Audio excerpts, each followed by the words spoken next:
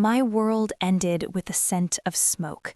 It's a strange thing to say, but it's true.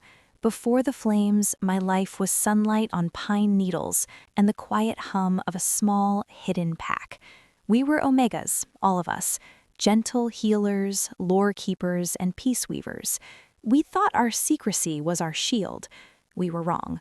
Our gentleness was a beacon to those who coveted it and then sought to extinguish it.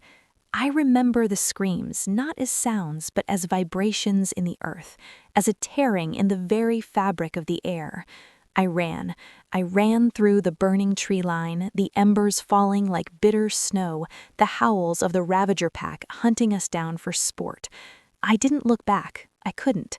The shame of that survival has been my only companion for years. I am Elara, and I believe I am the last Omega in a world that has either forgotten us or desires us only as a trophy to be broken. I found my shameful refuge here, in the skeletal remains of a forest touched by an older, different fire, the Blackwood. It's a place of charcoal trees and silent moss, where the air is perpetually gray and the only scents are of damp earth and old cinders. It masks my own. To any wolf passing by, I smell like nothing more than a faint, forgotten memory of wildfire.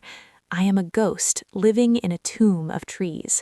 My home is a burrow beneath the gnarled roots of a lightning-blasted oak, lined with stolen wool and dried ferns. I forage by night, I drink from a secluded spring, and I speak to no one. My voice is rusty from disuse. Sometimes I whisper the old stories to myself, the ones my grandmother sang, just to remember what an Omega was supposed to be, a heart for the pack, a light in the darkness. Now I am a smothered ember, too afraid to glow. But tonight, the Blackwood feels different. The usual silence is expectant. It's not the absence of sound, but a holding of breath. I crouch by my spring, filling a clay vessel, my threadbare cloak pulled tight.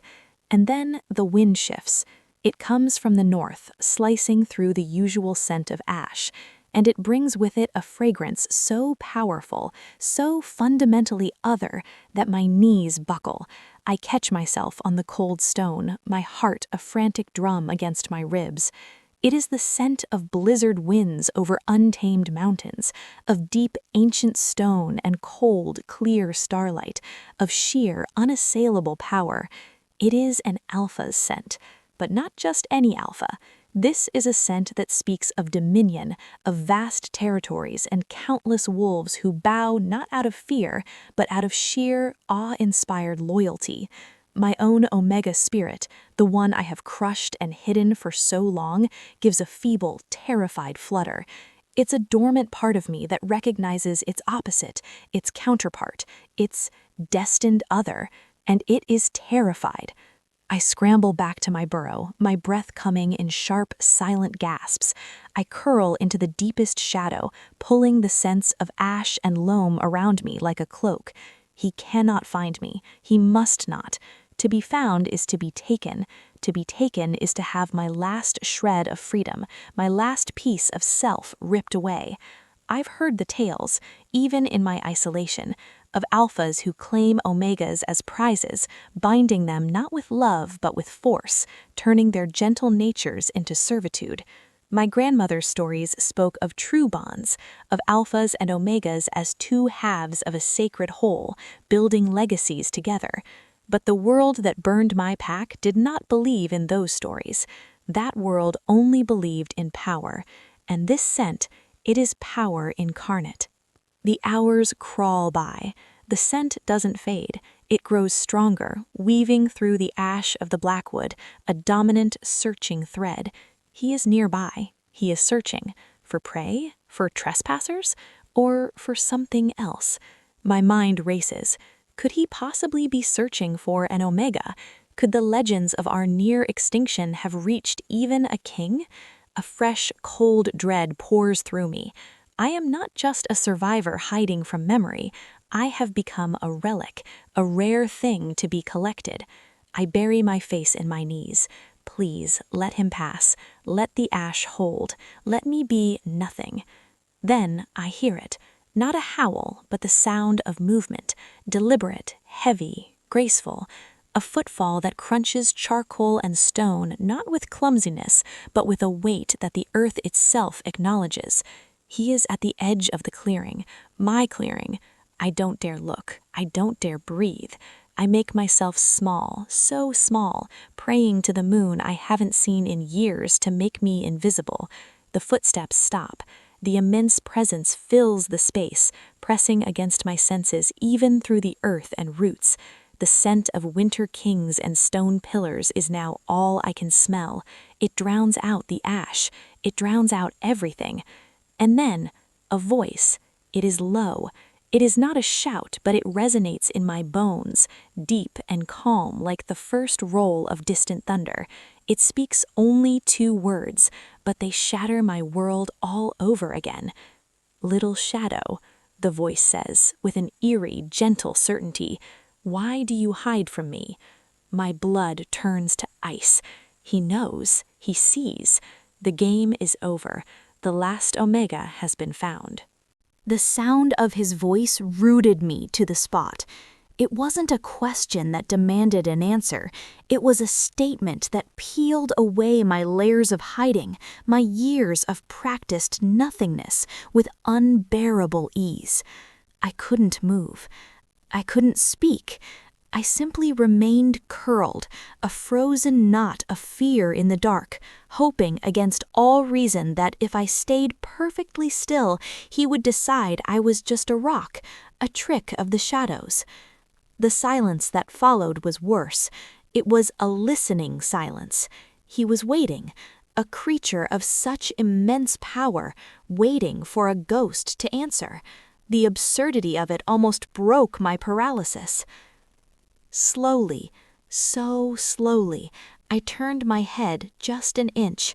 Through a tiny gap in the woven roots that shielded my den, I saw him. The moonlight, pale and weak in the ashen air, seemed to gather around him, as if drawn to his presence. He was in human form, which should have made him seem less threatening. It did not. He was a giant of a man, tall and broad, with shoulders that spoke of carrying the weight of a kingdom. His hair was the color of wolf's pelt in moonlight, a silver-flecked black, tied roughly back. His face was all hard lines and solemn dignity, weathered like a mountain cliff. But his eyes, they were not the fiery, aggressive gold or red of the Alphazar destroyed my home. They were a pale, crystalline blue, like ice over a deep lake, and they were fixed, not on my hiding place with predatory focus, but on the clearing around him, taking in the death of the forest with a strange, somber sadness. He took a single step forward, and the movement was so fluid, so controlled, it was like watching a glacier decide to move. "This place," he murmured, his voice a low rumble I felt in my teeth. "It grieves. It remembers a different fire, a cleaner burn." He knelt, his large hand brushing the charcoal-streaked earth. "You chose a tomb to live in, little shadow, a place that smells of endings. Why?" He was talking to me, conversing, as if we were 2 people meeting by chance in a market. The sheer normalcy of it was terrifying. My heart hammered against my throat. A whimper, tiny and traitorous, escaped my lips before I could clamp them shut. Those ice-blue eyes shifted instantly, pinpointing my hiding spot with unnerving accuracy. Yet he did not lunge, he did not command. He simply looked, and in that look I saw something I did not understand. Not lust, not greed. Curiosity, yes, a profound, piercing intelligence, and beneath it, a weariness so deep it mirrored my own. You smell of ash and heartbreak, and beneath that, you smell of lavender after rain, of quiet strength, of unbroken spirit, though you have tried very hard to convince yourself otherwise. He remained kneeling, making himself lower, less imposing. "My name is Kaelen. I am the alpha of the northern wind territories. I am no enemy to sorrow. I have carried my own for many lifetimes. Kaelen, a name fit for a king. It hung in the air between us. I found my voice, though it was a cracked, broken thing, dusty from disuse. Leave. It was barely a whisper. He inclined his head, as if I had spoken a full and reasonable sentence. I cannot. You will take me. The words were flat, resigned. I finally said the fear aloud. He was silent for a long moment. The night insects, which had stilled at his arrival, dared to begin their songs again. "This is what you believe?" he finally asked, and there was a thread of something in his voice, not anger, but a kind of rueful pain. "That I hunt you like a stag for my haul. Look at me, little shadow. Look at where I choose to kneel." Against every screaming instinct, I shifted. I peered through the roots, meeting his gaze fully for the first time. The power in those eyes was staggering, a tidal force contained by sheer will. But it was not directed at me.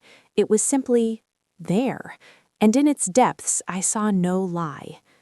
"My kingdom is vast," he said, his eyes holding mine.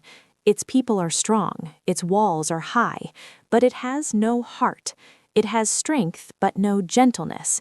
It has law, but no compassion. It has survived, but it does not thrive. I have spent years seeking a whisper in the wind, a trace of a legend, a spirit that can heal not just wounds, but souls. An omega." I flinched at the word, a full-body recoil into the dark. "I do not seek a possession," Kaelen continued, his voice like steady, deep water. "I seek a partner, a queen, not by my decree, but by the oldest law there is, the law of the bond that builds legacies, the bond my forebears forgot, that the world has twisted into something ugly." He looked around the desolate clearing, his expression grim. "You hide in a grave because the world taught you that your light would be snuffed out. I rule from a mountain of stone because I was taught that strength alone was enough. We have both been lied to." His words were weaving a spell around my fear. They were so utterly different from anything I had ever imagined. A partner? A queen? It was a children's story, a dead myth. You could be lying," I whispered, my voice trembling, "to lure me out." He did not smile, but something in his eyes warmed just a degree. "If I wished to force you, little shadow, we would not be having this conversation. The earth itself would have yielded you up to me. You feel the truth of that, don't you?" I did. The raw, untamed power radiating from him was a tangible pressure. He could have torn the oak from the ground with his hands. He hadn't. He knelt. "What is your name?" he asked. The question was so simple, so human. In all my years of hiding, no one had asked my name. I had forgotten I had one. It rose to my lips, a fragile, forgotten thing. "Elara." "Elara," he repeated, and my name in that deep, resonant voice sounded new. It sounded like something precious. "Will you come out, Elara? Not for me, but for yourself. To see the moon without the filter of ash, just for a moment." It was the most dangerous thing I could possibly do, to step into the open, to stand before this giant, this king. Yet the gentle command in his request, the undeniable truth of his power held in check, and the sheer lonely longing in my own spirit, they conspired against my fear. My limbs, stiff and cold, began to move. I pushed aside the root-weave door of my den, and for the first time in years, I emerged from my hiding place. I stood in the open, small and shaking, wrapped in my ragged cloak, facing the Alpha King in the ashes of my chosen tomb.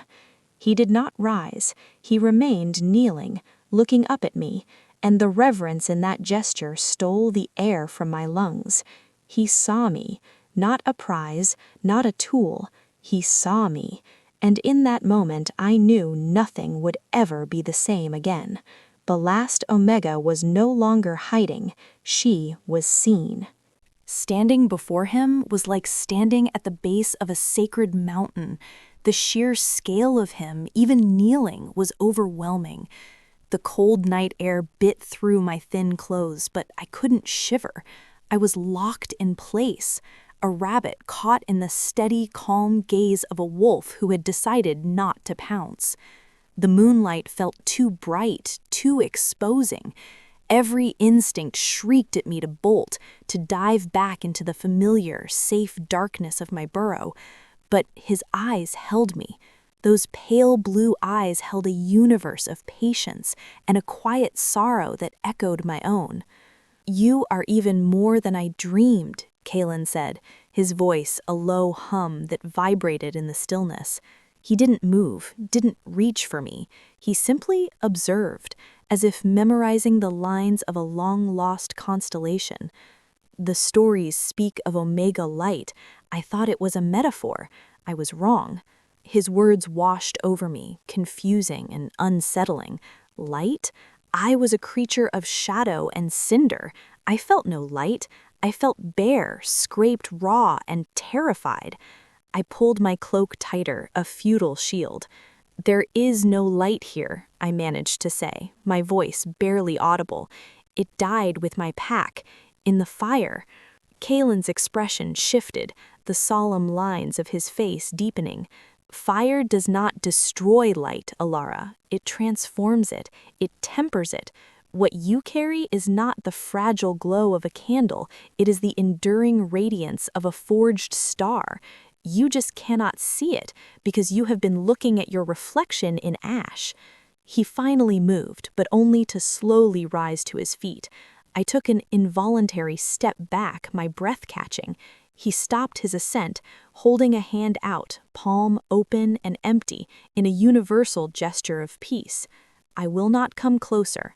This is your ground. I am your guest here, in this place of endings, and I would like to make a beginning." A beginning. The word felt foreign, dangerous. Hope was a trap. It was the thing that got you killed when it was ripped away. "There are no beginnings in the Blackwood," I said, finding a sliver of strength in my defiance. "Only slow decay." "Then we shall leave the Blackwood," he said, as if it were the simplest thing in the world. A laugh, bitter and sharp, escaped me. "Leave? To go where? To your stone kingdom? To be your heart?" I spat the word, my fear twisting into a sudden hot anger. "I am not a thing to be installed, a missing piece to complete your throne. I am a person, one who has seen what power does. Your world of alphas and strength burned mine to the ground." The words tore from me, years of grief and rage giving them force. I was trembling violently now, not just from fear, from the raw, unburied pain his presence was stirring. Kaelen absorbed my outburst without flinching. He nodded, a slow, grave dip of his head. "You are right, absolutely right. Forgive me, my words were clumsy, born of a king's thinking, not a man's." He took a deep breath, his broad chest expanding. "I do not offer you a role, Elara. I offer you a choice, a true one. You can stay here. I will leave, and I will ensure no wolf of my kingdom, nor any other who fears my wrath, ever disturbs this grave again. You can live out your days in the quiet decay you know." He paused, and his ice-blue eyes pinned me again, not with force, but with an unbearable intensity of honesty. "Or you can choose to see what lies beyond the ash, not as a prize, but as a witness. Come with me, not to my kingdom, but to the borders of it. See it from the mountains that guard it. Smell the wind that is not tainted with old burn. And then, if you wish, you may turn and walk away. I will not follow, I will not stop you. You have my vow, on the blood of my ancestors, and the moon that watches us now." His vow, spoken with such absolute, gravid certainty that the very air seemed to still to hear it. An Alpha King's vow was not given lightly. It was binding, sacred. To break it would unravel his own spirit. He was offering me an escape route before I'd even taken a single step. It made no tactical sense. It was the opposite of a predator's move. It was an act of faith. The conflict inside me was a silent storm. The safe, known emptiness of my burrow called to me, a siren song of numb survival. But another part, a part I had buried so deep I thought it dead, was stirring. It was the part that remembered sunlight, that remembered the joy of healing a wounded pup, of singing the pack to sleep, of feeling connected, useful, alive. That part looked at this giant, weary king and his impossible vow, and it whispered a treacherous word, maybe. Why, I asked, the single word laden with all my confusion and mistrust. Why would you do that? Why offer so much for nothing? For the first time, a true emotion broke through the solemn mask of his face, a profound, aching loneliness, so vast and deep it seemed to swallow the night. Because I have spent centuries building a fortress, Elara, and only now do I understand that a fortress is also a cage. I have strength to move mountains, but no one to show me the flower that grows in the crevice. I can command armies, but I have no one whose counsel is born of peace, not strategy. I am the most powerful alpha in 10 generations, and I am utterly, completely alone. His gaze never left mine. I am not offering you a choice for your sake alone, Elara. I am offering it for mine. I cannot build a true kingdom with commands and fear. I can only build it with trust, and trust must be given freely, or it is nothing. The silence that followed was different from before. It wasn't filled with my fear or his waiting. It was filled with the enormity of his confession. This was not a conquest, it was a surrender. A king was surrendering his agenda, his power play, and placing his hope in my hands. It was the most terrifying thing I had ever witnessed. I looked at my den, the dark hole that had been my world. I looked at my hands, pale and thin in the moonlight. I looked at him, this lonely giant making a promise in stone. The ashes of my past were safe. They were also a prison.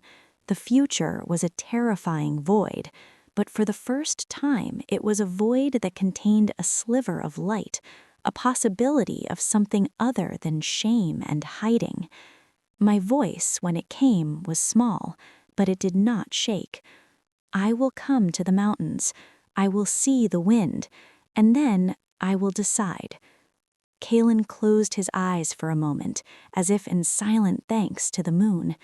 When he opened them, the weariness was still there, but overlaid with a new, fierce gentleness.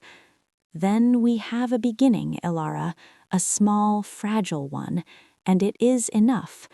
He took a step back, then another, clearing a path away from my den, away from the blackwood. He gestured toward the north, where the trees grew less skeletal. Will you walk with me? The night is long, and the path is safe. I give you my word. I took one last long look at the roots of my lightning-blasted oak. I did not say goodbye. I simply turned my back on it, and with a heart pounding a rhythm of terror and a wild, fragile hope, I took my first step, not as a claimed omega, but as a free wolf walking beside a king into the unknown dark. The journey from shame to destiny had begun with a single shared step. Walking beside Kaelen was an exercise in surreal stillness. He moved with a predator's silent grace, yet every step was measured to match my own shorter, hesitant stride. We did not speak. The only sounds were the crunch of dead leaves underfoot, the sigh of the wind moving from the barren trees of my prison to the living ones ahead, and the frantic beat of my own heart. His scent, that overwhelming signature of winter and stone, was no longer a distant terror. It was a constant presence beside me, a wall of quiet power I could reach out and touch. I kept my arms wrapped tightly around myself, my cloak drawn, creating the smallest physical barrier I could. We reached the edge of the blackwood just as the moon reached its zenith. One moment, my feet were on gritty, ashen soil. The next, they sank into a thick carpet of fragrant pine needles.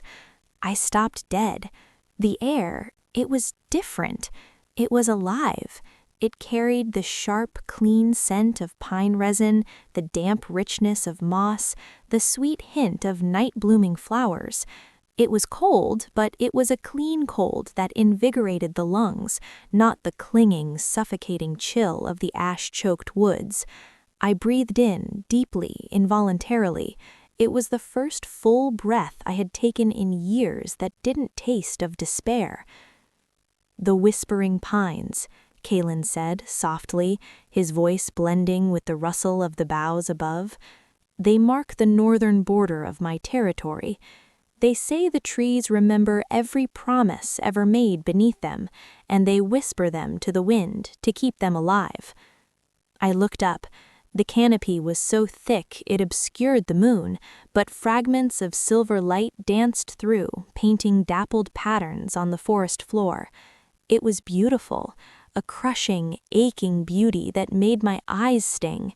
This was what I had been hiding from, this life, this vibrancy. I had convinced myself it was all gone, or that it was a trap. Seeing it now, feeling it fill my starved senses, was like a blow to the chest. "It's too much," I whispered, my voice thick. Kaelen glanced down at me. In the dappled dark, his eyes were like pools of captured moonlight. "Sensory overload. Your spirit has been fasting, Elara. It is natural. We can rest here. There is no hurry." He moved to a great twisted root system that erupted from the ground like a wooden throne, blanketed in soft emerald moss. He sat, not in the center, but on one edge, leaving ample space. An invitation, not a command. I hesitated, torn between the instinct to keep distance and a bone-deep weariness that the simple walk had brought crashing down on me. The weariness won. I carefully sat on the far opposite end of the route, pulling my knees to my chest, putting as much of the ancient, gnarled wood between us as possible. The silence settled again, but this time it was not strained. It was filled with the language of the living forest. An owl hooted, something small scurried in the underbrush. The pines did indeed seem to whisper, their needles conversing with the night breeze. "Tell me of your pack," Kaelen said, his gaze fixed on the middle distance. "Not of their end, of their life. What made your clearing smell of lavender?" The question was a knife, but a precise one. It didn't tear, it pierced a sealed vault. I stiffened, my throat closing. I shook my head, a tiny, frantic motion. "They deserve to be remembered by more than fire, Elara," he said, his tone so gentle it was almost absorbed by the pine whispers. "To speak their names, their joys, is not a betrayal of their loss, it is a defiance of it." A tear escaped, tracing a hot path down my cold cheek. I swatted it away angrily. I didn't want to share this with him. This was mine, my last sacred pain. But the words, dammed up for so long, pressed against the crack his gentleness had made. "My mother," I began, the name a rusty key in a long locked door. She could sing the ache from a bruised bone. Her voice was like honey and thyme. The memory surfaced, vivid and painful. My father, he was our storyteller. He knew the history of every star. He said omegas were the keepers of the threads between, the threads that connect heart to heart, pact to land, past to future. I swallowed a sob. Lyra, my sister, she loved to grow things. Her garden was a riot of color and scent right outside our den. Lavender, rosemary, sage, that was her. That was our scent. I was crying freely now, silent tears that fell into the moss. I named them: Grandmother Nara, Uncle Fen, Little Corin. With each name, a piece of the icy numbness inside me splintered and melted, carried away on a river of grief so acute it was almost a relief to feel it. It was pain, but it was alive. I didn't notice Kaelen had moved until I felt the weight of his gaze. He hadn't come closer, but his entire attention was on me, a focused, solemn respect in his posture. "Thank you," he said, his voice gravelly with an emotion I couldn't name, "for sharing them with me. They sound remarkable. The world is poorer for their loss." His acknowledgement was simple, devoid of empty pity. It felt like a ritual, a witnessing. He had asked me to honor them, and I had. In doing so, I had let a sliver of light into the tomb of my memories. Why did no one come? The question left me in a broken whisper, the child's question that had festered inside me. When the raiders came, we were peaceful. We harmed no one. Why did no alpha, no pack, no king? Why did no one help? Kaelen's jaw tightened. A wave of something dark and potent, not directed at me, but at the memory, at the failure, radiated from him. The pine needles around us shivered. "Because the world has grown blind and selfish," he said, each word like a stone dropped into still water. "The sacred bond between Alpha and Omega, the bond that once ensured the strong, protected the gentle, has been severed by greed. Many Alphas believe Omegas are a myth. Others, they're like the ones who attacked you. They believe your power is a resource to be dominated, not a gift to be cherished. My kingdom, I was too late to hear the whispers of your pack's plight. By the time the wind carried the scent of wrongness to my mountains, it carried only ash." He looked at me, and the regret in his eyes was a physical weight. "That failure is mine to bear. I cannot give you back what was lost, but I can offer you a world where such a failure will never happen again. Not on my lands, not while I draw breath." It was a vow, fiercer and more terrible than the first. It wasn't just a promise to me, it was a promise to the ghosts I had just named. He was accepting the mantle of a protector who had arrived too late and swearing to forge a new legacy from that failure. Exhaustion, emotional and physical, finally overwhelmed me. The tears stopped, leaving me hollowed out and shaky. My head dropped toward my knees. "Sleep, Elara," Kaelen murmured. "You are safe here. The pines and I will keep watch." I wanted to argue, to stay vigilant, but my body was no longer my own. The soft moss was a luxury I had forgotten. The clean, pine-scented air was a balm, and against all odds, the immense, silent presence of the Alpha King a few feet away did not feel like a threat. It felt like a wall, a great stone wall between me and the horrors of the past. My eyes fluttered closed. The last thing I was aware of was the deep, steady rhythm of his breathing, syncing with the sigh of the wind in the whispering pines, a lullaby for the lost and the lonely. For the first time since the fire, I slept without dreaming of flames. I awoke to the scent of wood smoke and roasting tubers. For a disorienting moment, I thought I was back in my old pack, in my mother's den. The hope was so sharp it was a pain. Then I opened my eyes. I was still curled on the mossy root, but a soft, gray wolf pelt blanket had been draped over me. Its scent was pure Kaelen, winter and stone, but it was warm and impossibly comforting. Dawn had turned the world a soft, curly gray, filtering through the pine canopy in misty beams. I sat up slowly, the blanket pooling around my waist. Kaelen was across a small, neat fire, turning roots on a flat stone at the edge of the flames. He looked different in the dawnlight, less a mythical king, more a formidable woodsman. His large hands were deft, careful. He felt my gaze and looked up. "Good morning," he said, his voice a quiet rumble that fit the morning. I hope you don't mind. Foraging is a skill I rarely use as king, but I remember it. My stomach clenched, not with fear, but with a sudden, ravenous hunger. The smell was tantalizing. I realized I hadn't eaten a proper warm meal in years. I foraged berries and gnawed raw roots.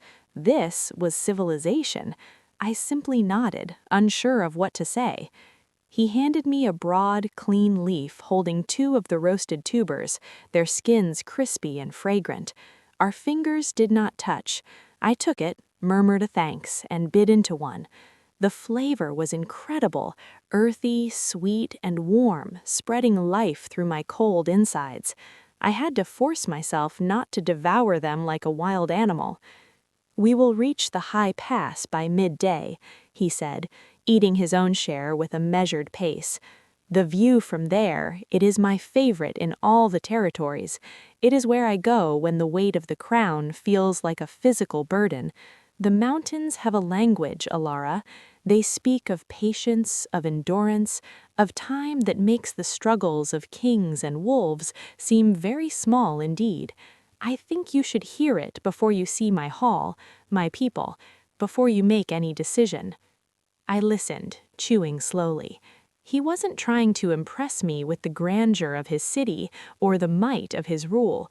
He was offering me his personal sanctuary, his place of vulnerability. Again, he was disarming me not with force, but with staggering, uncalculated honesty. The journey upward was strenuous.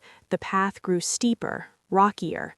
The pines gave way to hardy, wind-sculpted firs, and then to bare, magnificent slabs of granite. The air grew thin and bitingly cold. I struggled, my muscles weak from years of sedentary hiding. Kaelen never offered to carry me, which I was silently grateful for, but he would stop when my breathing grew too labored, pointing out a rare alpine flower clinging to a crack, or an eagle circling on a thermal. His commentary was a quiet naturalist's guide, giving me an excuse to rest without feeling like a burden. Finally, we climbed a last twisting path between 2 towering shoulders of rock and emerged onto a flat, wind-scoured stone ledge. The world fell away. I gasped, the sound ripped from my lips by the wind that roared up the cliff face. We were on the roof of the world. Before us, stretching to the very curve of the earth, lay the northern wind territories. It was a tapestry of breathtaking scale, emerald forests like rumpled velvet, silver ribbons of rivers carving deep valleys, meadows of gold and purple even at this distance, and in the far, far distance, nestled into the flank of the mightiest mountain of all, something glittered, a city. Not a crude fort, but a beautiful terraced construction of pale stone that seemed to grow from the mountain itself, catching the midday sun like a handful of diamonds scattered on rock. But it wasn't the city that held me transfixed, it was the land itself. From this height, I could feel it, the slow, deep pulse of the earth, the ancient, silent song of the stone, the whisper of 1,000 streams, the sigh of 1,000,000 trees. It was alive, not just with animals and plants, but with a spirit, a dormant, waiting spirit. The feeling was so profound, it made my knees weak. This was what my father meant by the threads between. I could see them, feel them, the connections of the ecosystem, the delicate, mighty balance. And I could also feel a disconnect, a coldness emanating from that beautiful, distant city, a place of order and strength, but cut off from this vibrant, whispering life below. "Do you hear it?" Kaelen asked, his gaze also fixed on the horizon, but his posture was one of listening. I nodded, unable to speak. The language of the mountains wasn't heard with ears, it was felt in the soul. It spoke of eternity, and in its shadow, my years of hiding, my immense loss, felt both devastatingly small and intricately part of a vast, painful story. The wind whipped my hair from my hood, stinging my face with cold purity. "My people," Kaelen said, his voice carrying over the gale without effort. They are strong, proud, loyal, but they have learned to live in the fortress. They have forgotten to walk in the forest without a weapon. They have forgotten the songs that thank the earth for its bounty. They see this land as territory to be defended, not as a living heart to be nurtured. He turned to look at me, and his eyes were full of a fierce, desperate hope. An Omega's gift is to feel those threads, to mend them, to help a pack spirit sync with the land spirit. Without that, a kingdom is just a beautiful shell. It can be strong, but it can never be whole. It can never be a home. His words named the emptiness I felt radiating from the glittering city. He saw it too. He felt it. The mightiest alpha in generations was confessing that his strength had built a masterpiece of isolation. I looked from the vibrant, singing land to the cold, glittering crown on its shoulder. The choice he had offered at the Blackwood was no longer abstract. It was laid out before me, in the most visceral way possible. I could return to my ashes, or I could step toward this breathtaking, broken kingdom, not as a queen, but as a healer? A bridge? The thought was too enormous. What if I am not enough?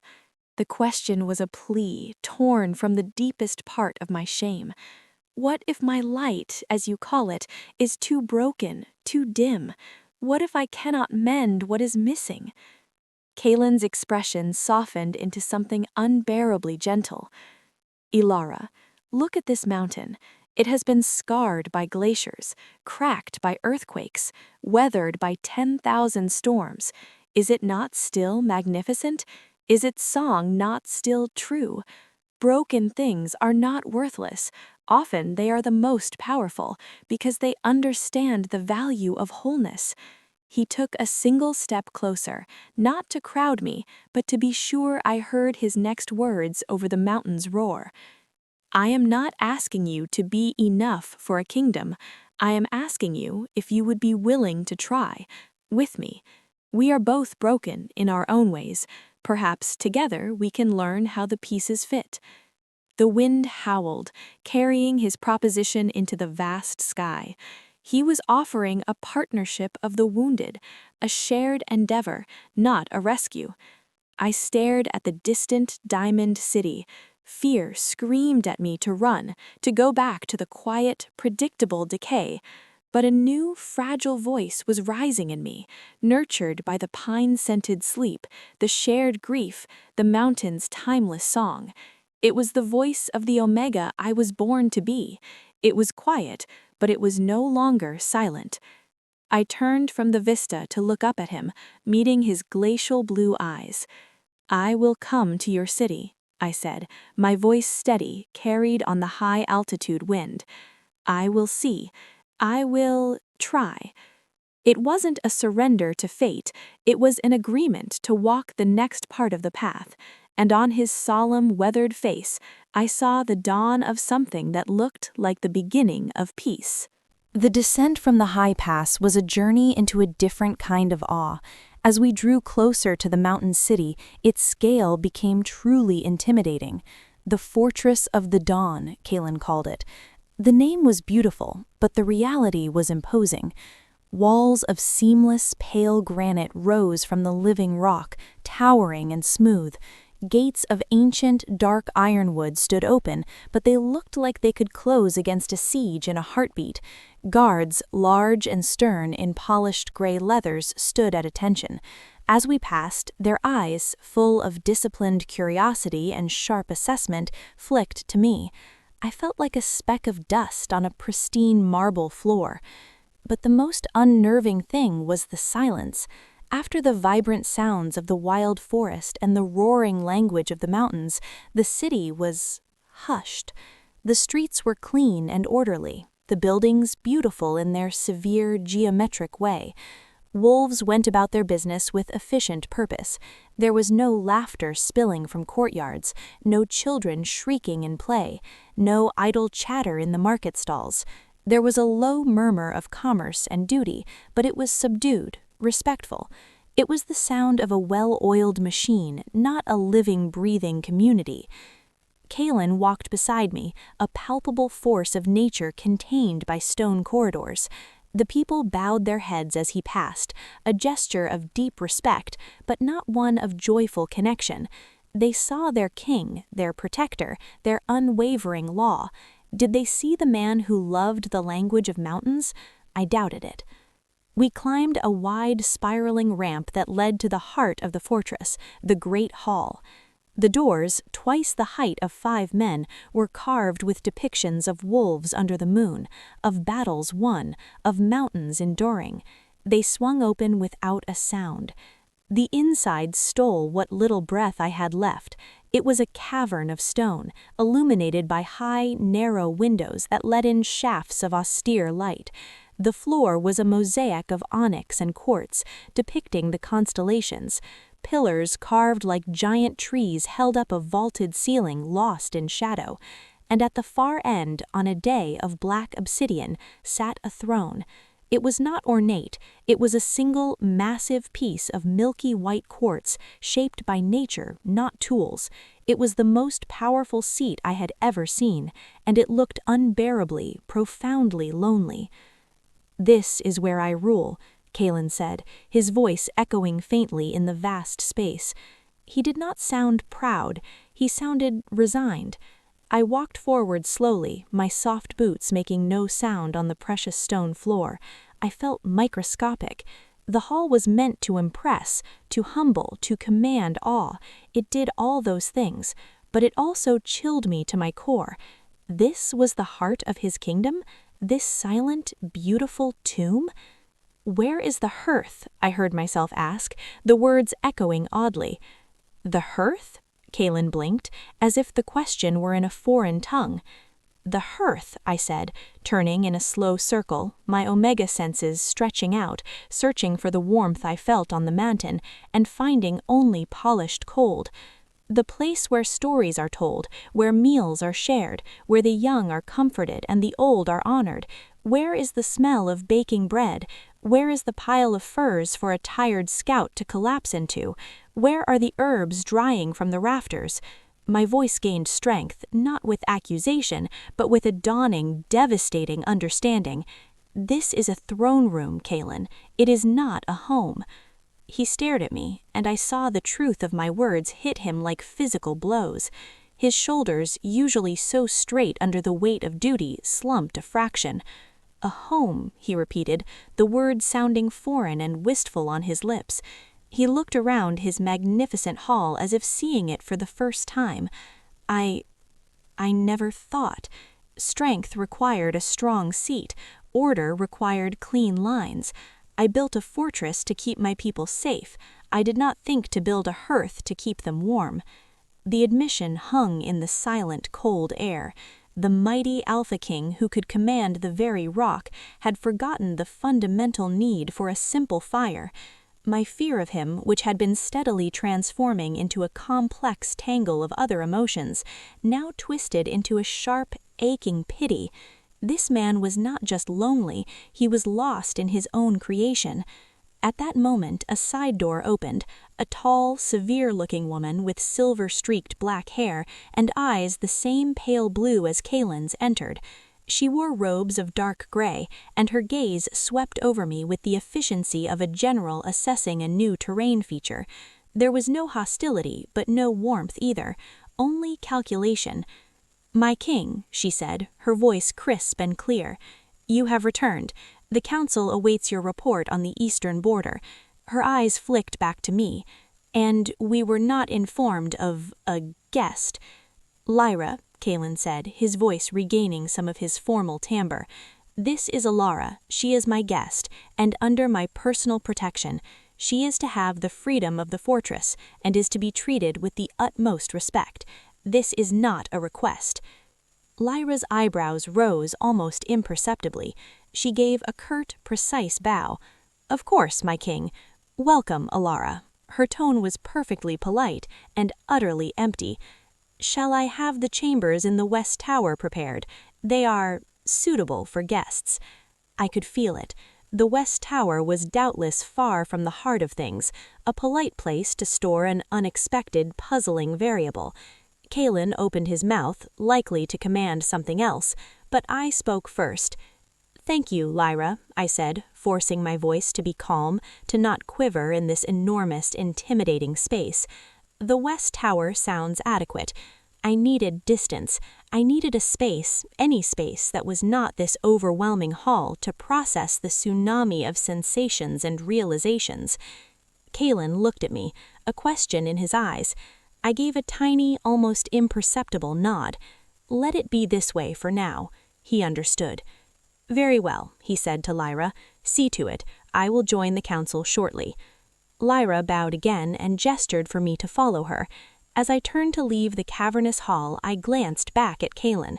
He was not looking at me. He was staring at his empty quartz throne, his hand resting on its cold arm, his profile etched with a loneliness so complete it was a landscape, the giant Alpha King in his fortress of stone and silence. He had seen me in my ashes, now I saw him in his glory, and we were both, in our own ways, just as alone. The hook for the next chapter was in that final image, the shared, mirrored loneliness of the two protagonists, each in their own kind of prison. The journey now moves from external discovery to internal challenge of navigating the cold, intricate politics of a kingdom that doesn't understand her, and her own dawning resolution to perhaps kindle a hearth in the heart of the stone. The West Tower was not a prison. It was a beautifully crafted monument to isolation. Lyra led me up a winding staircase that seemed to ascend forever, the air growing cooler with each step. The chamber she presented was spacious, spotlessly clean, and as welcoming as a glacier. A narrow bed with crisp linens, a wooden chair and table, a cold fireplace, and a narrow window that offered a dizzying, breathtaking view of the valley far below. The walls were the same seamless, pale granite as the rest of the fortress. "Dinner will be brought to you," Lyra stated, her tone neither kind nor unkind. It was simply informational. "The king has instructed you have freedom of the fortress. I would advise, for your own comfort, that you remain in this wing. The main courtyards and training grounds can be overwhelming for someone unaccustomed to our ways." She gave me one last assessing look, a look that clearly wondered what peculiarity I represented to have garnered the king's personal protection, and then she was gone, the heavy oak door closing with a soft, definitive click. Alone. The silence of the great hall had been immense. The silence of this tower room was intimate, and it pressed in on me. I stood in the center of the cold floor, hugging myself. This was my choice. I had agreed to come, to see, to try. Now I was here, and the reality was a hollow, echoing chill. What was I supposed to do? I was no queen. I was a ghost from a dead pack, wearing borrowed clothes in a tower of a king who carried his own kingdom like a cross. Driven by a need to feel something other than polished stone, I walked to the window. The view was magnificent, and it made me feel even smaller. I could see the entire sprawl of the terraced city below, the neat patterns of roofs, the straight lines of streets. I could see the distant line of the whispering pines, a smudge of dark green so far away it looked like a dream. My chest ached with a homesickness for a home that no longer existed, for the simple, warm chaos of a den that smelled of herbs and shared breath. Tears threatened again, hot and useless. I would not cry. I had done enough crying in the pines. I turned from the window and paced the length of the room, my restless energy buzzing against the stillness. My fingertips trailed along the wall as I walked. The stone was smooth, cold, and silent. But as I passed the fireplace, my palm flat against the rock, I felt it, a vibration, not a sound, but a feeling, a faint, rhythmic pulse, like a slowed heartbeat buried deep within the mountain. I stopped, pressing my hand more firmly against the stone. I closed my eyes, letting my omega senses, so long suppressed, stretch out tentatively. I wasn't just listening, I was feeling. The fortress wasn't just silent, it was muffled. Its natural song, the deep humming language of the living mountain it was built upon, had been stifled, cut off by the precise masonry, by the sheer will to dominate the rock rather than join with it. But here, near this chimney flue, perhaps a crack too small to see, a whisper of the mountain's spirit seeped through. It was a song of immense age and profound patience, but also of sorrow. The mountain felt the weight of this beautiful stone scar upon its face. It felt the disconnect of the people who walked its surface but did not listen. The sorrow resonated with my own, a sympathetic chord that vibrated in my bones. Without thinking, I began to hum. It was an old Omega lullaby, one my mother used to sing, a wordless melody about roots dreaming of the sun. It was a song of connection. As I hummed, a strange thing happened. The faint pulse in the stone seemed to strengthen, to sync with the rhythm of my tune. A warmth, minute but undeniable, seeped from the rock into my palm. It wasn't the fire of passion, but the gentle, enduring warmth of a sun-warmed stone. A single, tiny tendril of peace uncurled in my frozen chest. The door opened, breaking the fragile connection. I snatched my hand back, turning as if caught in a guilty act. A young female wolf, perhaps a few years younger than me, entered with a tray. She had kind, nervous eyes and mousy brown hair tied back severely. "Your dinner, my lady." She bobbed a quick curtsy and placed the tray on the table. It held a bowl of hearty stew, a chunk of dark bread, and a goblet of water. Simple, nourishing, plain. "Thank you," I said, my voice still unused to being addressed with any title. "What is your name?" She looked surprised, as if servants weren't often asked. "Marin, my lady." "I'm Elara, just Elara." I offered a small smile, the first I had attempted in this cold place. Marin's shoulders relaxed a fraction. "Just Elara," she repeated softly, then seemed to remember herself. "Is there anything else you require? The king said you were to have anything you need." I glanced at the cold, empty fireplace. "Would it be possible to have a fire and some herbs? Any herbs. Lavender, sage, pine, anything that grows." Marin blinked. A fire? In the guest tower? And herbs? She seemed puzzled, as if I'd asked for moonbeams. "I can bring a brazier for warmth, my lady, but herbs, we use those in the kitchens and the infirmary. I'm not sure—" "Whatever you can find," I said gently, "even just some green branches from the pines. It would make the room feel more alive." The word alive seemed to strike her. She looked around the sterile chamber, then back at me with a new, curious light in her eyes. She gave a quick nod. "I'll see what I can do, my Elara." After she left, I ate the stew. It was flavorful and hot, and it grounded me. By the time I finished, Marin had returned with a small iron brazier full of glowing coals and a haphazard bundle of greenery, some fir sprigs, a few stalks of dried thyme from the kitchen, and a single, slightly wilted sprig of lavender. It was a treasure trove. "Thank you, Marin. This is perfect." She lingered for a moment, watching as I placed the fir and thyme on the coals. They crackled, releasing a clean, smoky herbal scent that immediately began to battle the sterile stone air. I held the lavender to my nose, inhaling its familiar, calming fragrance. Lyra's scent, my sister's garden.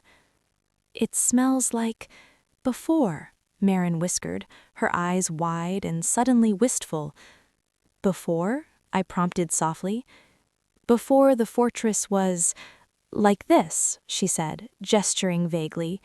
"When I was a pup, my grandmother had herbs drying by her hearth. It smelled of safety." She shook her head, as if clearing a forbidden thought. "I should go. I'll be back for the tray." Alone again, I sat on the floor by the brazier, the lavender sprig in my hand. The herbal smoke curled towards the chimney, and I imagined it seeping into the stone, carrying my hummed song back down to the mountain. It was a foolish, tiny act, but it was my act, An Omega's act, not of ruling, but of nurturing, of making a space, however temporary, feel like it could be a home. That night, as I lay in the narrow bed, the room was no longer just cold stone. It carried the faint, comforting echo of evergreen and time, and the memory of a connection, however faint, with the living heart of the mountain. The fortress was made of silence and stone, but I had found a crack, and through it I had begun to listen, and perhaps, just perhaps, the mountain was starting to listen back. Marin came for me in the morning. "The king requests your presence in the council chamber, my lady," she said, her eyes wide with a mix of awe and anxiety. "The full council is assembled." A cold knot formed in my stomach. The council. Lyra had mentioned them, the generals, the elders, the heads of the strong families, the wolves who helped Kaelen run his machine of a kingdom. What could they possibly want with me? To see the oddity he'd brought home? To assess a threat? I smoothed my simple dress, a gray woolen thing Marin had provided, and followed her, my heart a frantic bird in a cage of ribs. The council chamber was smaller than the great hall, but no less intimidating. It was a long, rectangular room with a table of dark, polished wood. Tall, narrow windows let in severe light. Around the table sat a dozen wolves, all alphas or powerful betas. Their scents were a storm of disciplined power, ambition, caution, and sharp curiosity. Lyra sat to the right of the head of the table. At the head sat Kaelen. He looked every inch the king here, his expression carved from the same granite as the walls, unreadable and formidable. There was one empty chair at the far end of the table, and a smaller, simpler chair set a few feet away from the table's side, facing the assembly. It was clearly meant for me, present but not part of. "Elara," Kaelen said, his voice filling the room with effortless authority. "Thank you for joining us. This council governs the Northern Wind Territories. They have questions." All eyes turned to me. I felt their gazes like physical weights, assessing, probing, skeptical. I kept my head up, my shoulders back, and walked to the small chair. I sat, folding my hands in my lap to hide their trembling. A large, barrel-chested alpha with a scar across his brow spoke first. General Gorin, I would learn. "We welcome you as our king's guest," he began, his tone not matching the welcoming words. "Our scouts report no pack from the southern ashlands. May we inquire of your origins?" The air grew still. This was the first test. I met his gaze, though it made my instincts scream to look away. "My pack is gone," I said, my voice quiet but clear. "We lived in the Green Hollows, beyond the Blackwood. We were attacked by raiders 3 winters past. I am the only one who escaped." I offered no more detail. The grief was mine. I would not lay it bare for their scrutiny. A murmur went around the table. An older female with sharp eyes, Elder Nara, leaned forward. "The Green Hollows, a whisper of a place, said to be gentle. You are an Omega." It wasn't a question. I simply nodded. "Omegas are a rarity," said a sleek, calculating-looking man, Minister Varen. "A theoretical advantage. Their purported gifts for healing and harmony are noted in the old texts. But in practical terms, in a kingdom that thrives on strength and clear hierarchy, what function would one serve?" His words were polite, but the meaning was clear. What use are you? The question hung in the air, and I felt the heat of shame rise to my cheeks. This was my deepest fear, spoken aloud in this chamber of power. Kaelen's voice cut in, cool and sharp as an ice blade. "She is not here to serve a function, Varen. She is here as my guest. Her value is not for this council to appraise." But Lyra spoke, her tone reasonable, conciliatory. "With respect, my king, the council's concern is for the stability of the realm. An unknown element, especially one tied to such mythic significance, can cause unrest. The people will talk. They will wonder. They may see her as a weakness, or they may develop unrealistic expectations. Her pale blue eyes, so like Kaelen's but so much colder, slid to me. Clarity is strength. We must understand her place here. My place. I was a puzzle they needed to solve, a variable to define, so they could slot me into their understanding of the world and move on. The defensiveness in me hardened into a quiet, steely resolve. I was not a variable, I was a person, and I had heard the mountain's song. I took a breath, and I spoke before Kaelen could answer for me again. I have no official place, I said, and every head swiveled back to me, surprised I had dared to speak unprompted. I am a survivor. King Kaelen offered me sanctuary and the chance to see a kingdom that was built to last. I am here to observe, to learn. I paused, meeting Lyra's gaze. And perhaps to listen. A fortress can be strong, but I have found that sometimes the most important things are heard not in the shout of command, but in the whisper from the stones, or in the silence between heartbeats. A stunned silence followed. My words were not those of a strategist or a supplicant. They were the words of an Omega, utterly foreign in this context. General Goran snorted. Whispers and heartbeats don't secure borders or fill granaries, girl. No, I agreed softly, turning to him, but a discontent whispers in the lines of people who feel no joy in their security. A heart that doesn't beat with love for its home will not fiercely defend it. You have built walls against external enemies. Who is tending to the spirit within them? The council stared at me as if I'd just spoken in riddles. Kaelen, however, was looking at me with an intensity that felt like a lifeline.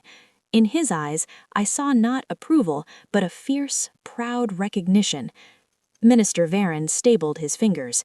A poetic notion, but governance is not poetry. It is logistics, law, and force. These spiritual concerns, if they exist, are for individuals and families, not for the throne. And that, Kaelen's voice rang out, final and absolute, is where you are wrong. He rose from his seat, his height dominating the room. For generations, this throne has concerned itself only with logistics, law, and force. Look around you. We have perfect order, we have formidable strength, and we have a kingdom that feels as cold as this stone. Elara has been here one day, and she has seen what we, in our pride, have become blind to. He looked at each council member in turn. She asks who tends to the spirit. That is the question this council will now consider. Not her place, our failure. You are dismissed. The command was a shockwave. No one argued with the Alpha King in that tone. Chairs scraped as the council members stood, bowing stiffly and filing out, their expressions a mixture of outrage, confusion, and deep thought. Lyra was the last to leave, her gaze lingering on me with a new, sharp wariness. When the door closed, the immense tension seeped from the room. Kaelen sagged slightly, running his hand over his face. He walked over to me.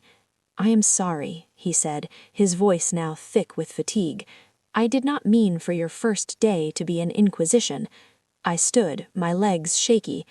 They are afraid, I realized, not of me, but of change, of anything that might soften the walls they've helped you build. He nodded, his eyes weary.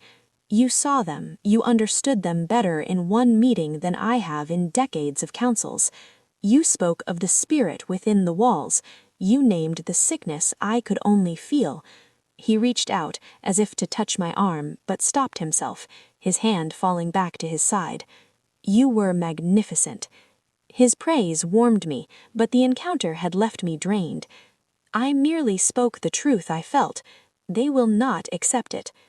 They don't have to accept it, Kaelen said, a flicker of his kingly resolve returning. They only have to obey my command to consider it, and while they consider, he looked at me, a genuine tentative smile touching his lips for the first time. Would you like to see the one place in this fortress that is not governed by the council, the one place that is mine alone? He led me not to another grand hall or a strategic tower, but down, deep into the bowels of the mountain fortress, through passages that were less polished, their walls the raw, living rock of the mountain itself. The air grew cooler, damper, and carried a faint green scent that made my heart leap. At the end of a narrow, unadorned corridor, he pressed a seemingly ordinary stone. A section of the wall slid back with a soft rumble, revealing not a room, but daylight. I stepped through and my breath caught. It was a garden, but not like any garden I had ever seen. It was a secret hollow carved by nature into the mountainside, and then gently, lovingly nurtured by hand. The walls of the fortress rose high around it, open to the sky above. It was wild, untamed, and breathtakingly beautiful. Vines climbed the rough stone walls. A small, clear pool reflected the fading twilight. Plants grew in joyful chaos, medicinal herbs I recognized, wildflowers, ferns, and strange silver-leafed shrubs that shimmered in the dusky light.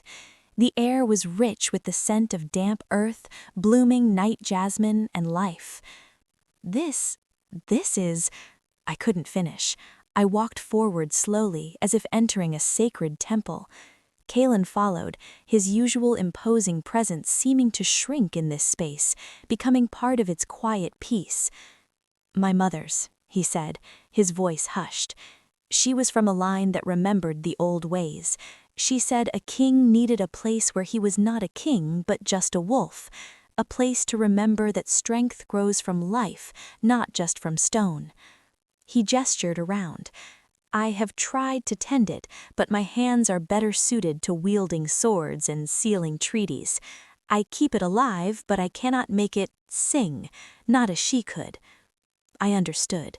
This garden was like him, a fiercely guarded secret of vulnerability, a space where the fortress's hardness was not allowed. I moved to a cluster of moonwort, its leaves pale and delicate. I touched it and a faint, happy vibration tingled up my fingers. The plants here were healthy but lonely. They missed a caretaker who spoke their language. Without thinking, I knelt on the soft, mossy earth beside the herb bed. I closed my eyes and let my senses flow into the ground, into the roots, into the whispering leaves. I could feel the garden's subtle disquiet, its patterns slightly off, its energy sluggish. I began to hum again, the same wordless lullaby, directing it not at the stone, but at the living green around me. I felt Kaelen go perfectly still behind me. I opened my eyes and gently began to work. I didn't pull weeds with force. I whispered thanks to them and moved them aside. I touched the stems of a climbing rose, guiding a tendril toward a better hold. I cupped my hands around a wilting sprig of lavender, not with magic, but with focused, gentle attention, pouring my own sense of calm and care into it.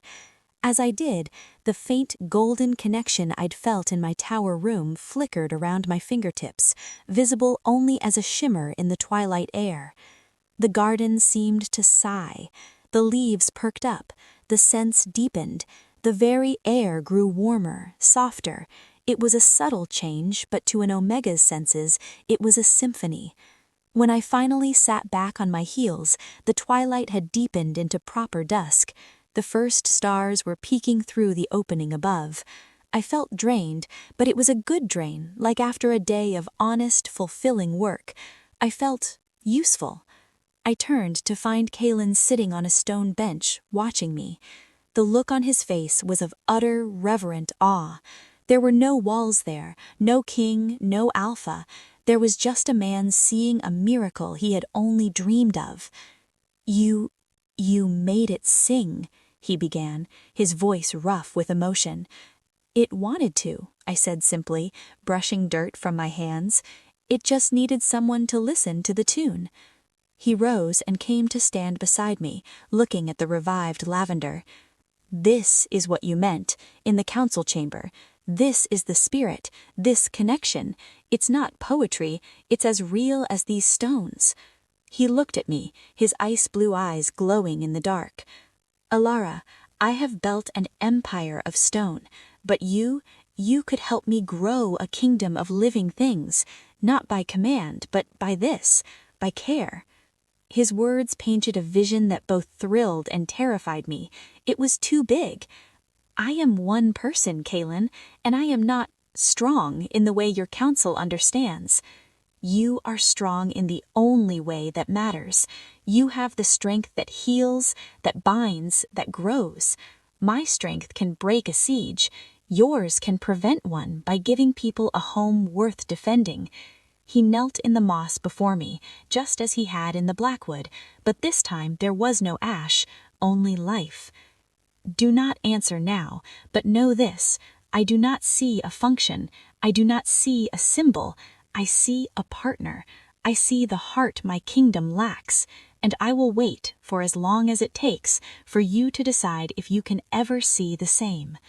In the secret garden, under the emerging stars, with the scent of jasmine and healed earth around us, the giant Alpha King knelt not to claim, but to ask, and the last Omega, her hands dirty with soil, and her spirit humming with a connection she thought was lost, felt the first fragile roots of a new destiny begin to take hold in her soul.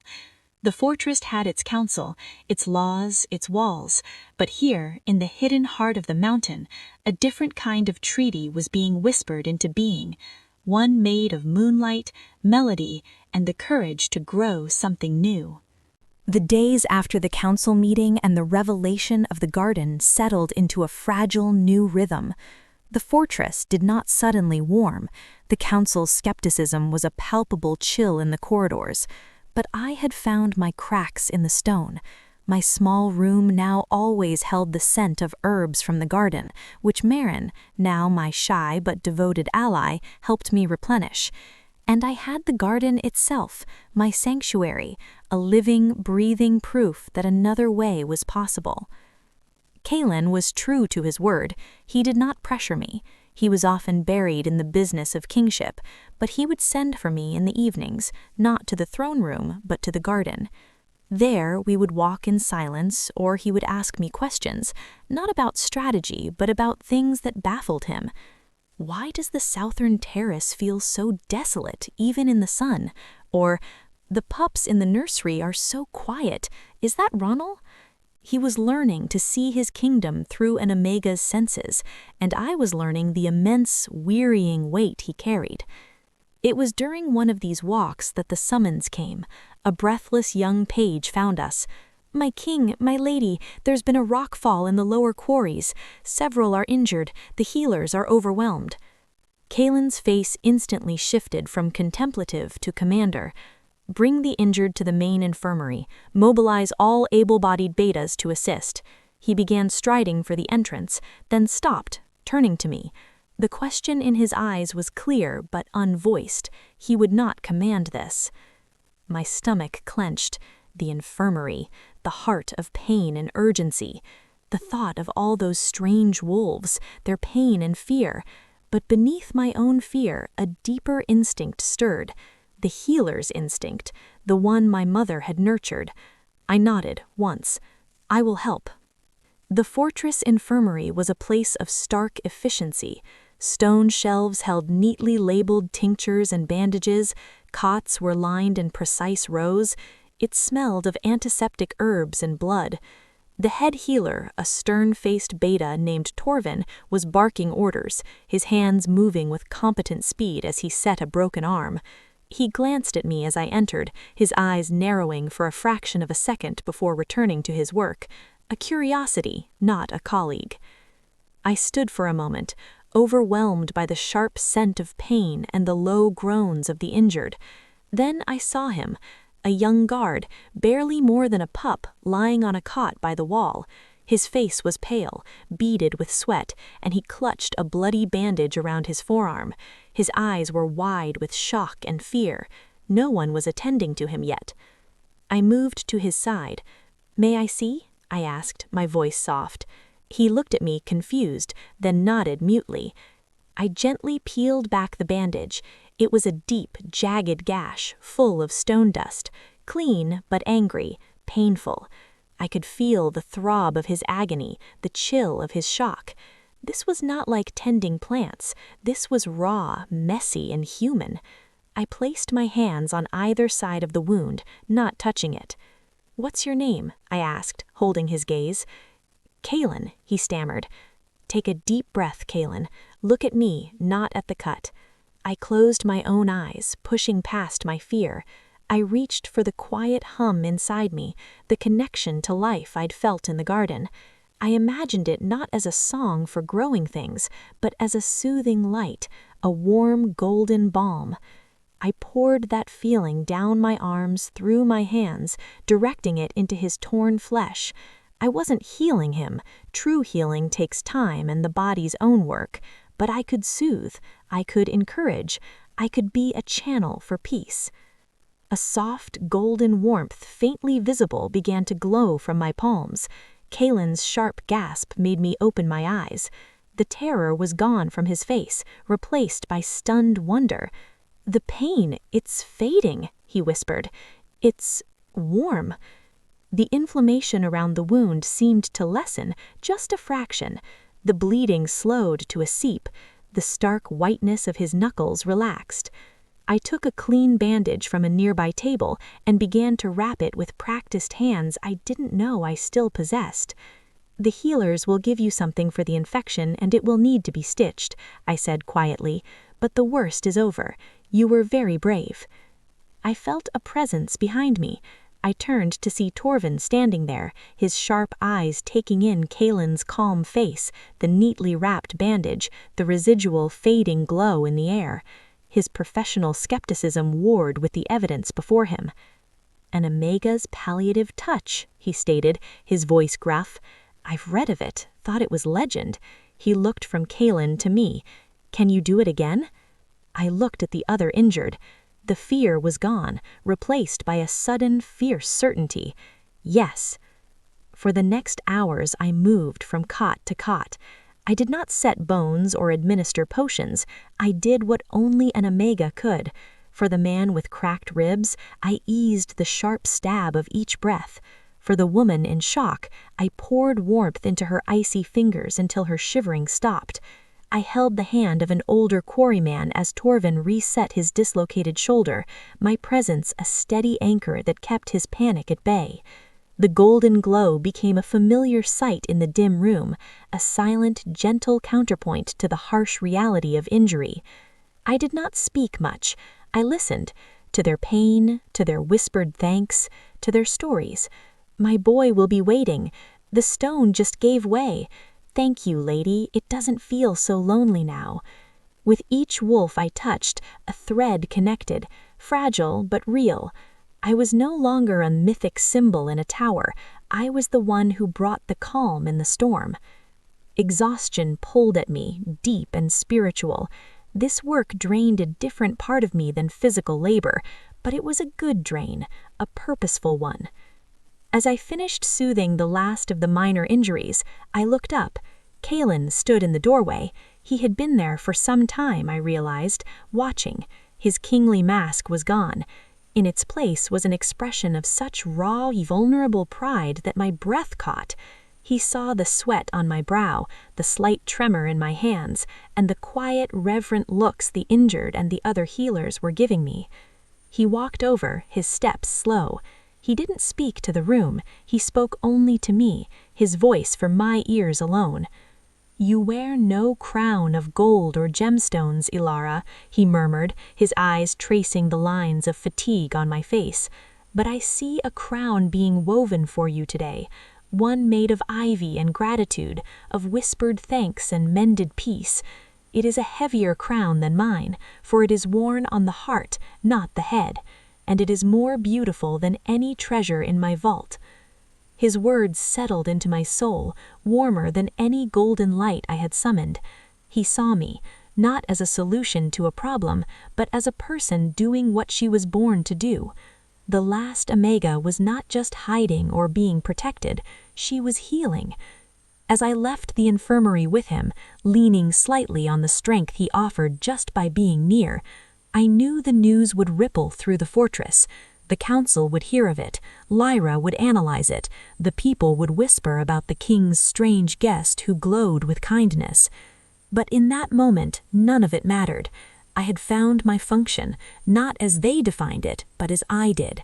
I was a healer, and for the first time since the fire, that title did not feel like a memory of loss.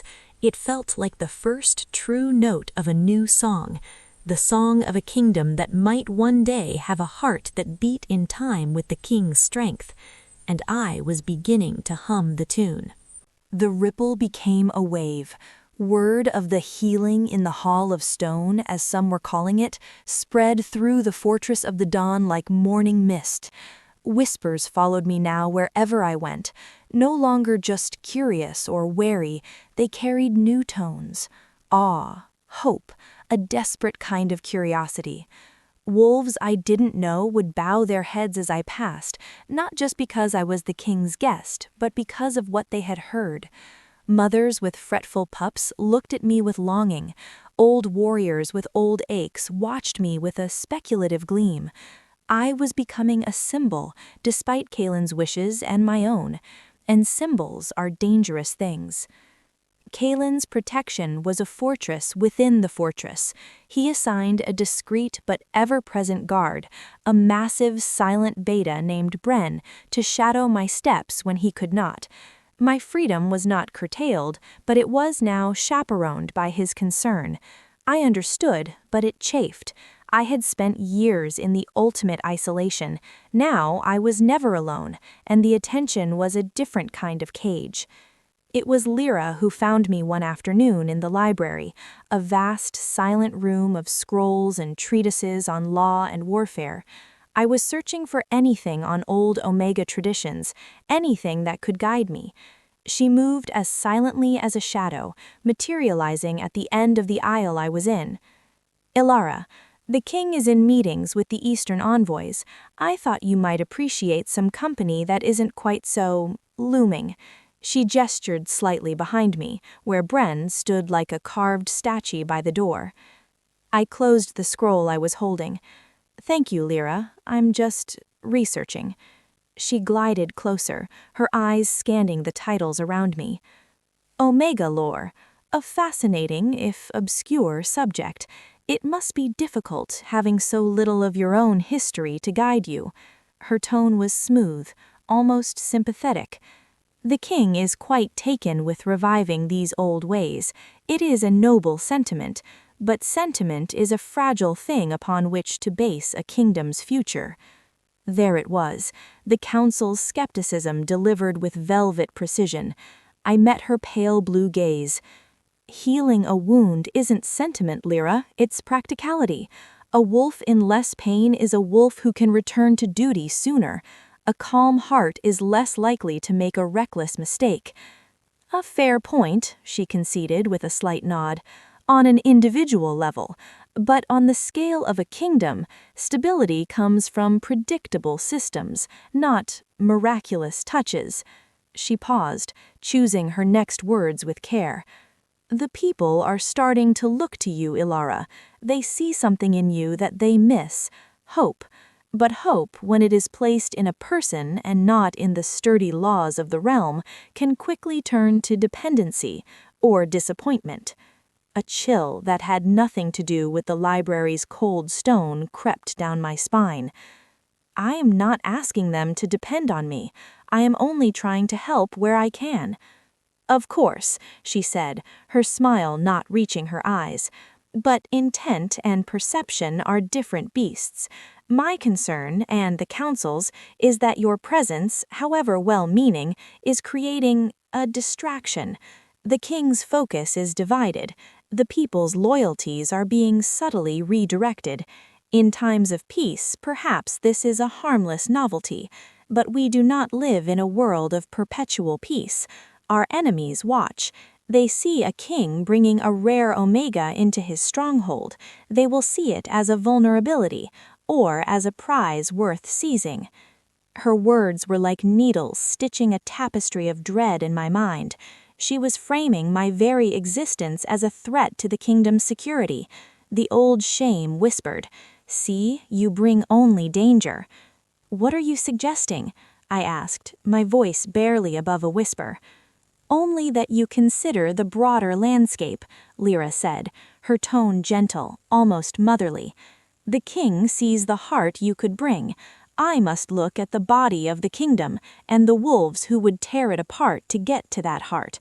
Perhaps a more discreet presence, remaining in the West Tower or in the king's garden, a protected treasure rather than a public symbol."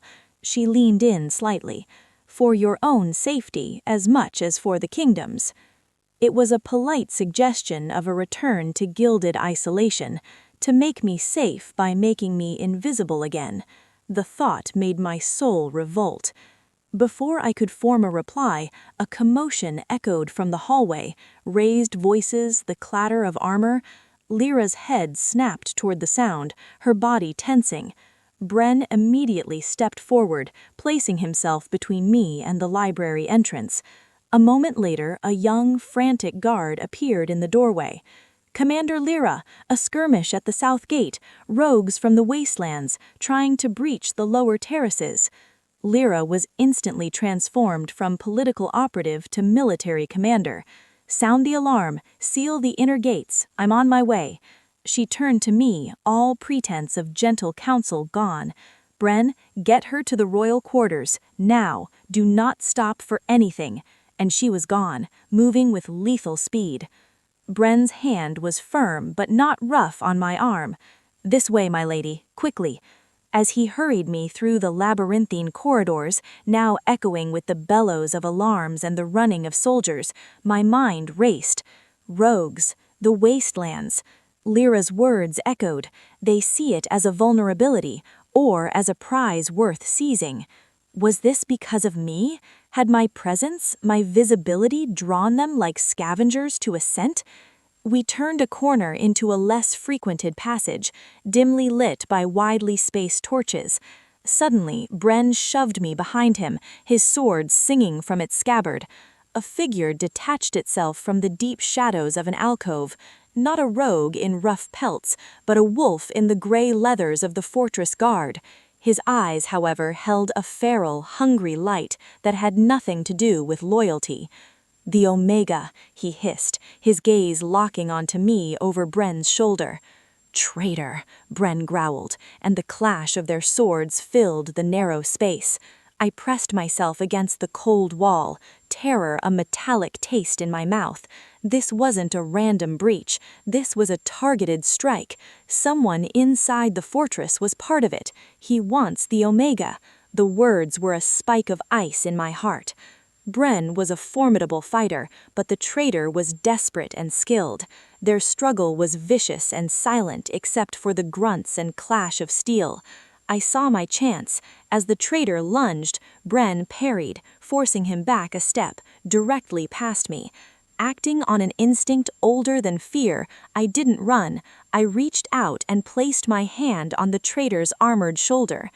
I didn't try to heal. I did the opposite.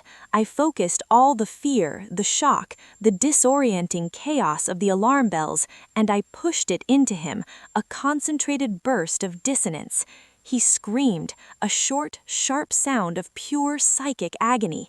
He stumbled, clutching his head, his sword clattering to the floor. Bren didn't hesitate. His pommel came down on the man's temple, and he crumpled. Breathing heavily, Bren turned to me, his eyes wide with a new kind of respect and concern. "What did you do?" I don't know," I gasped, staring at my trembling hand.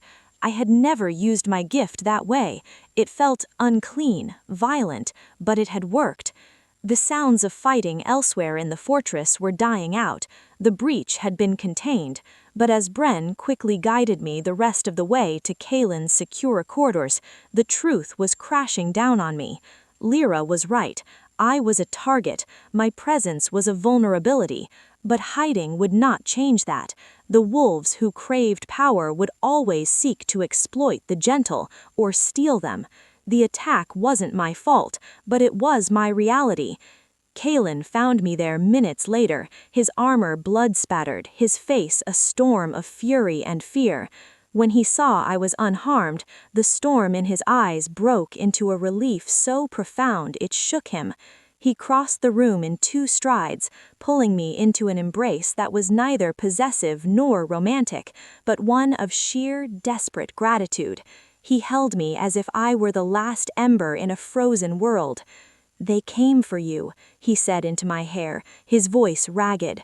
"They had help from within. This changes everything." Pulled against the solid, safe strength of him, smelling the smoke and iron on his skin, I knew he was right. Everything had changed. The time for quiet healing in hidden gardens was over. The shadows had shown no teeth. The last Omega could no longer just be a healer. To protect this fledgling feeling, this fragile kingdom, and this weary king who held me as if he were his hope, I understood in that moment I would have to learn to be a queen, and queens, I understood, must sometimes wield a different kind of strength. The days following the attack were a tempest of a different sort. The fortress was locked down.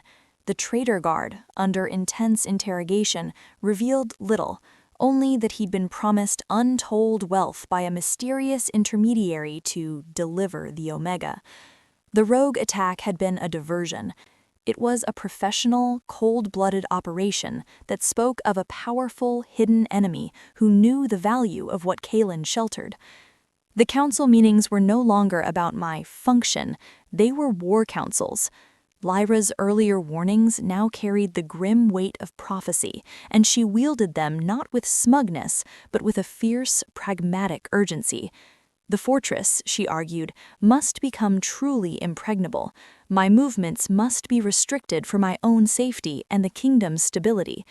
Kaelen listened, his face a mask of granite, but I saw the conflict in the tight line of his jaw.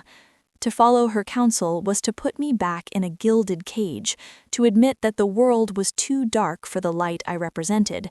It was to let fear win. I asked to speak.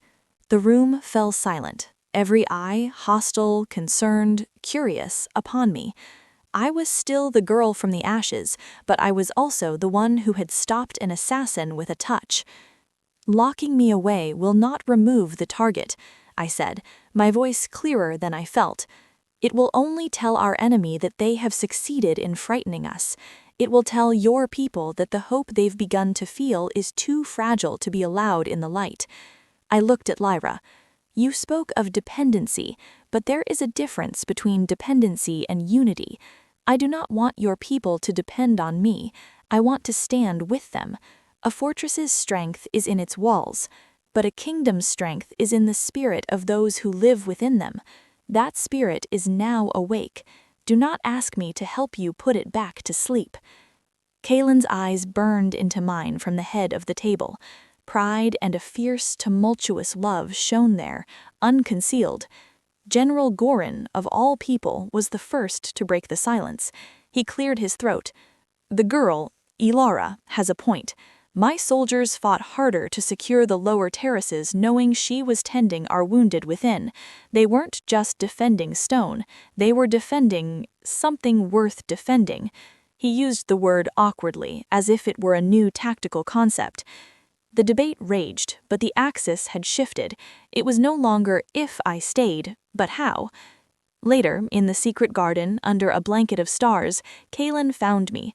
I was sitting by the pool, trailing my fingers in the water, trying to quiet the fear that still hummed in my veins. "They will agree to a public ceremony," he said quietly, sitting beside me.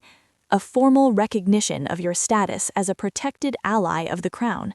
It will grant you authority, a guard of your own choosing, a voice in matters of healing and community. It is a compromise, but it is not," he struggled for the words, "it is not what I want." "What do you want, Kaelen?" I asked, looking at our rippling reflections in the dark water. He turned to me, taking my wet hand in his large, calloused ones. His touch was warm, grounding. "I want the bond my ancestors forgot, not a claim of ownership, a covenant, a sacred vow between Alpha and Omega, sworn before the pack and the moon, to build together, protect together, grow together, to be two halves of a single purpose. It is what my mother believed in. It is what I have longed for, not knowing what the longing was, my entire life." His thumb stroked my knuckles. "But I will not ask it of you. Not now. Not until you are ready.